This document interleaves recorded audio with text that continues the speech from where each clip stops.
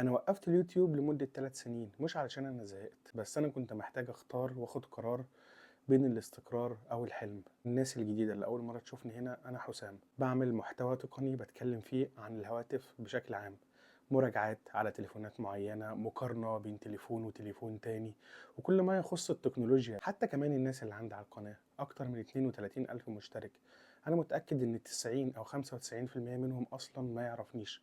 لأن حتى لما كنت بقدم محتوى تقني عن التليفونات، نادرا لما كنت بطلع بشكلي. يعني كنت ببقى بصور التليفون من زاوية من فوق والتليفون تحت، وبصور وبتكلم عن المراجعات وبشرح مواصفاته ومميزاته. حتى لما كنت بعمل مقارنات عن الهواتف، أغلب الناس أصلا ممكن تكون أول مرة تشوفني حتى لو مشترك عندي بالقناة. بس قبل ما أقولك أنا سبت اليوتيوب ليه، عاوز أقولك الأول أنا ليه أصلا بدأت يوتيوب. أنا بدأت اليوتيوب لأني بحب الأبليكيشن ده. هو كأبليكيشن بحس إن هو شبهي، وبحس كمان الناس اللي بتحب اليوتيوب برضو شبهي.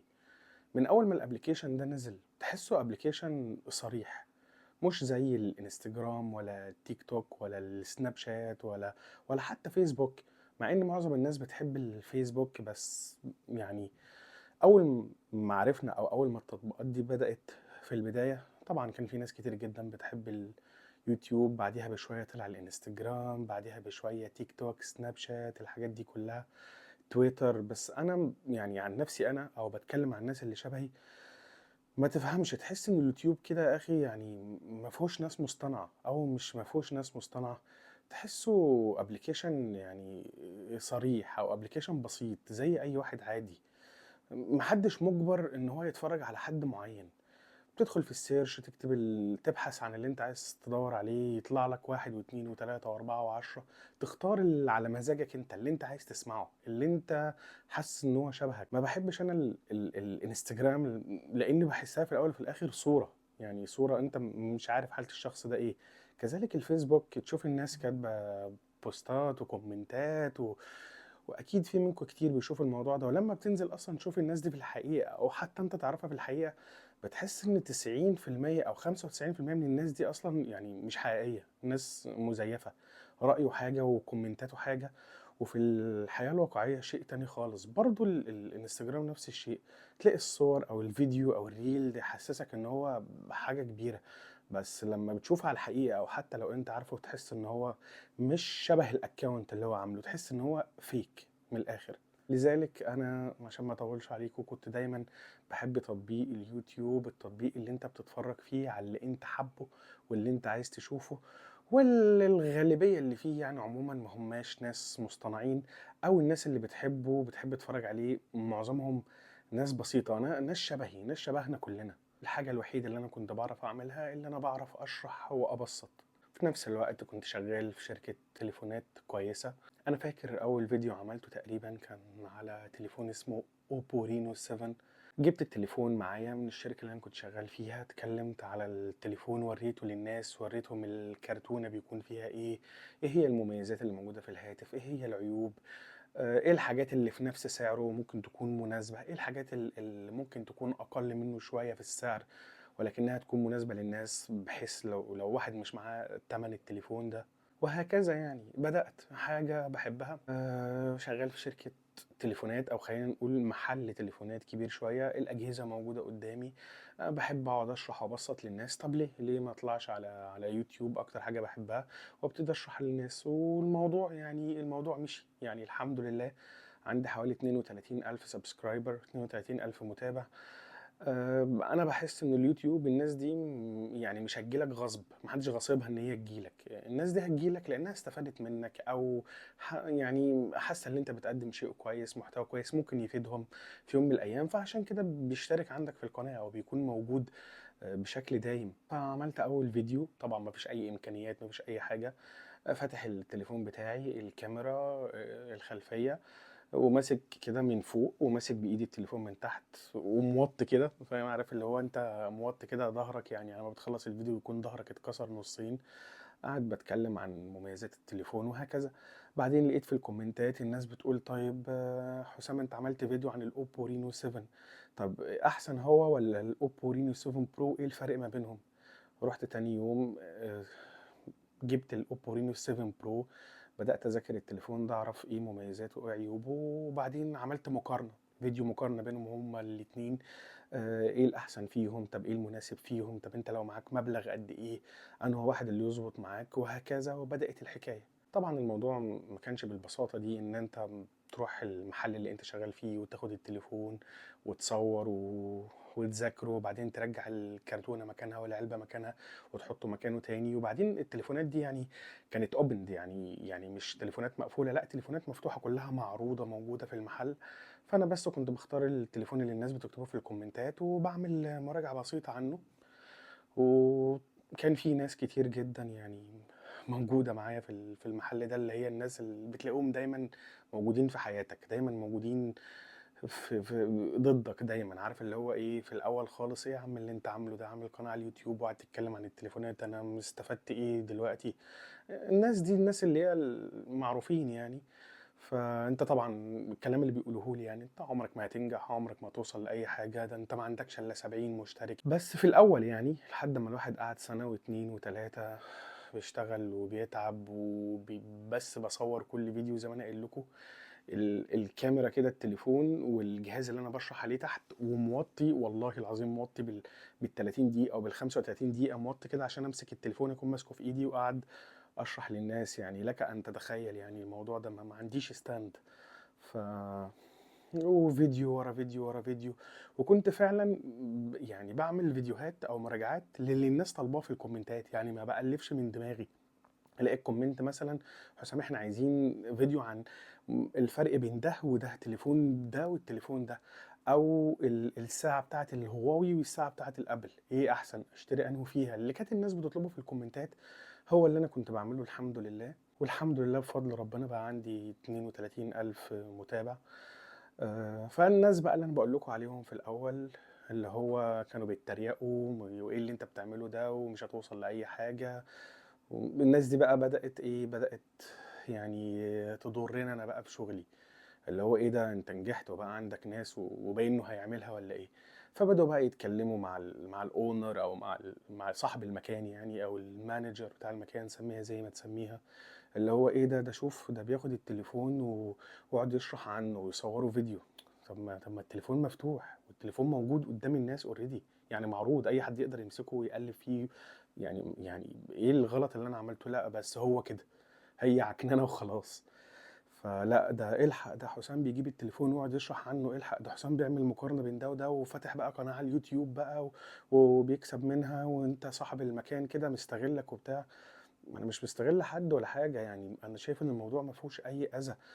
اي نعم انا كان لازم استأذن صاحب المحل ده او الشركة دي في اللي انا بعمله، بس برضو الموضوع يعني عادي، ما هوش حاجة خطر. تليفون ومفتوح والناس كلها رايحة جاية بتبص عليه وبتسألك انت كسيلز مان اصلا التليفون ده، او كبياع يعني التليفون ده مواصفاته ايه.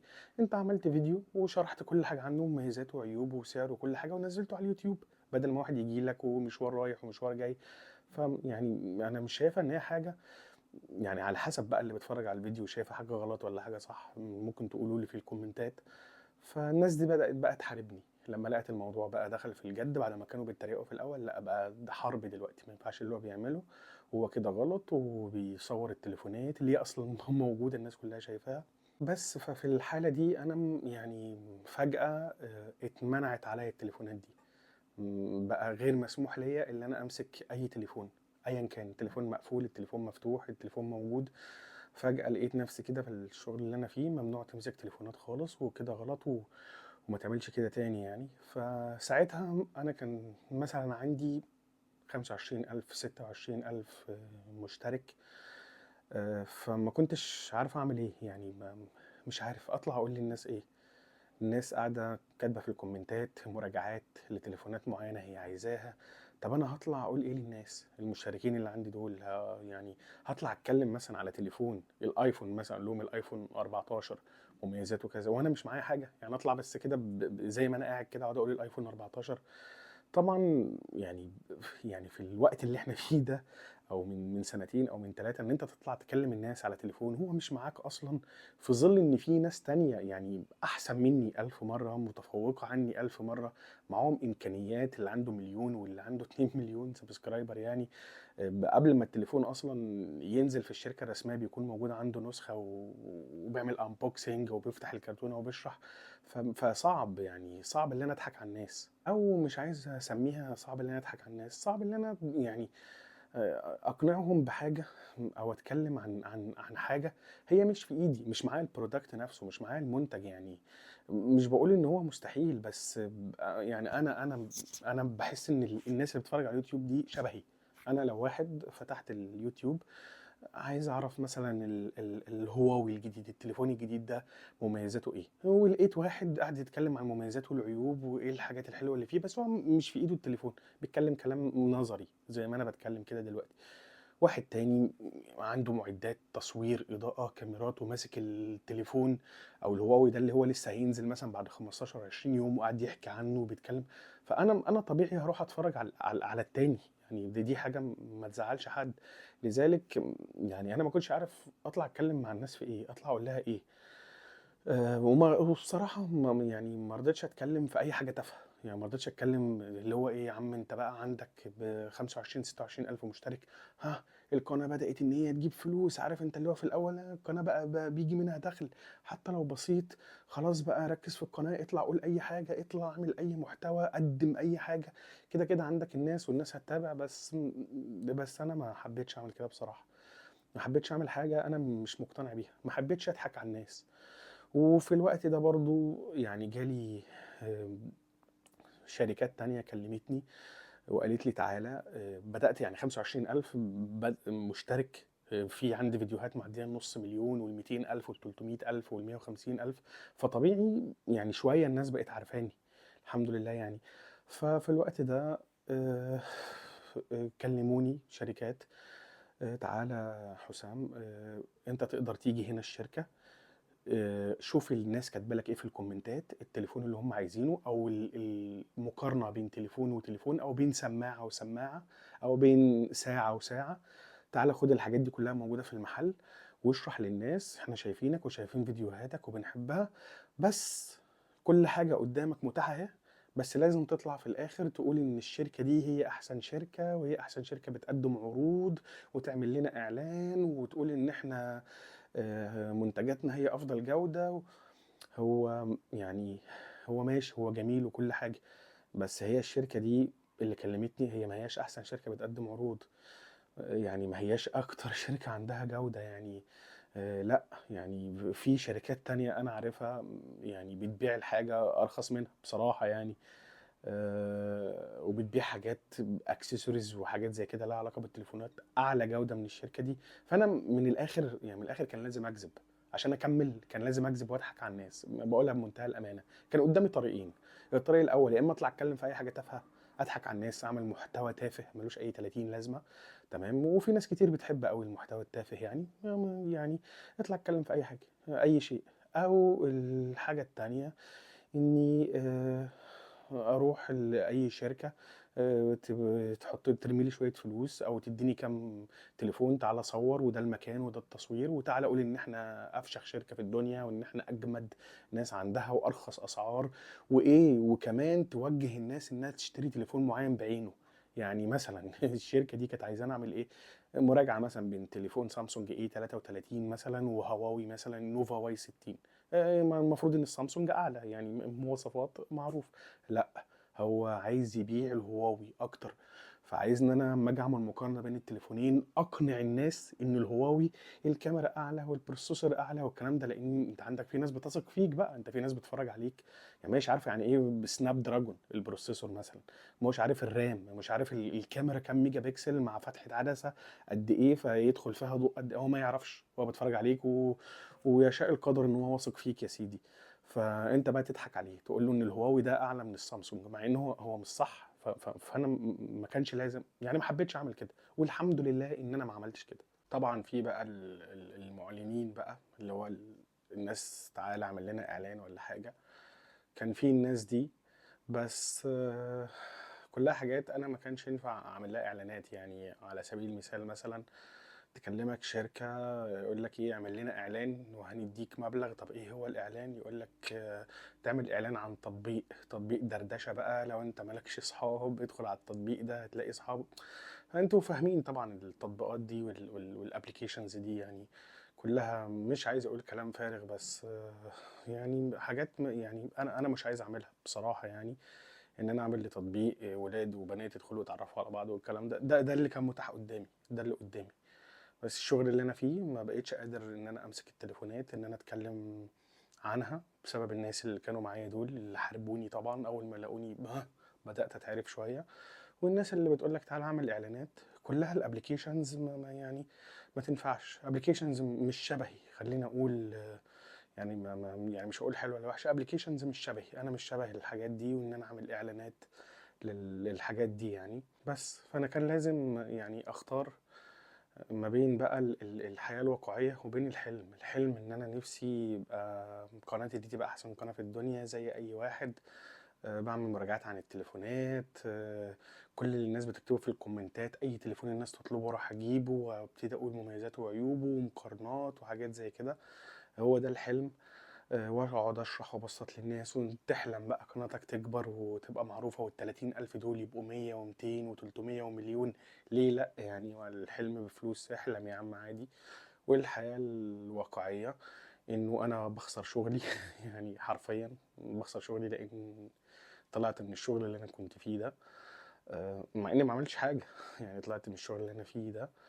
وفي نفس الوقت ما يعني خلاص لازم اشتغل ولازم اسرفايف، لازم اعيش، لازم اشتغل. يعني الفلوس يعني الناس اللي عارفة اليوتيوب ب 30,000 مشترك مش الدخل اللي هو يدخلك يعني فلوس ان انت تعيش منه. اليوتيوب يعني للناس اللي ما تعرفش، اليوتيوب انت ما تعيش منه. هو يعمل لك يدخلك فلوس، بس ايه اللي هو تجيب ستاند بقى، تجيب اضاءة، تجيب حاجة، تجيب ورق حائط زي اللي انا جايبه ورا ده، طابلو زي اللي انا معلقه باخره يعني. الا بقى لو انت يوتيوبر يعني مشهور قوي مشهور قوي، دي قصة تانية يعني. وقتها انا اخترت الحياة الواقعية. اما انا عايز اشتغل اي شغلانة واقبض اخر الشهر، بس في التزامات عندي لازم اعملها. طبعا الكلام اللي انا بقوله ده كله ممكن يكون جميل او عادي او مش فارق مع حد، بس السؤال اللي هيتسأل دلوقتي، انت طالما سبت اليوتيوب ايه اللي خلاك ترجع اصلا بعد 3 سنين؟ انا رجعت بعد 3 سنين لاني اكتشفت ان المشكلة عمرها ما كانت في التليفونات، سواء التليفونات معايا او مش معايا، او انا شغال في مكان في التليفونات اللي انا هعمل عليها المراجعات دي، او حتى شركة كلمتني عن منتج كويس ولا مش كويس، ولا شركة بعينها زي ما انتوا عارفين قالت لي تيجي تقول ان التليفون ده احسن وان المنتج ده افضل حتى لو هو سيء. اكتشفت ان المشكلة كلها مش هنا. المشكلة كلها ان انا وقفت اكتر حاجة كنت بحبها، ان انا افتح الكاميرا واجيب تليفون واقعد اشرح للناس وابسط لهم المعلومات بدون بقى ما اعمل اعلانات، بدون ما اضحك عليهم، بدون ما اضللهم. دي كانت حاجة ممتعة بالنسبة لي، ان انا افتح الكاميرا كده واقعد اتكلم مع الناس. دي كانت حاجة انا بحبها. فانا اكتشفت ان انا خسرت الحاجة اللي بحبها، مش بقى ان انا اختار بين الواقع والحياة او ايه المحتوى اللي انت هتعمله سواء الناس هتقتنع بيه او مش هتقتنع بيه. انا اكتشفت ان اكتر حاجة بحبها ما عدتش بعملها، ما بقيتش اعملها. ودي حاجة يعني زعلتني. فهو ده اللي خلاني ارجع تاني افتح الكاميرا واتكلم مع الناس واشرح لكم ايه اللي حصل. كمان انا شفت كومنتات من ناس يعني بتسألني من 3 سنين اخر فيديو عملته، الناس كاتبة كده في الكومنتات يا ترى صاحب القناة ده عايش ولا ميت؟ يعني هو على قد ما هو سؤال يعني هو بيطمن، يعني اللي كتب الكومنت ده بيطمن. يعني يا جماعة الناس بقى تكتب يا جماعة طمنونا الراجل ده عايش ولا ميت. الراجل ده كان بينزل فيديوهات وبيشوف احنا بنطلب ايه وبيعمله فجأة اختفى، يا ترى هو بخير؟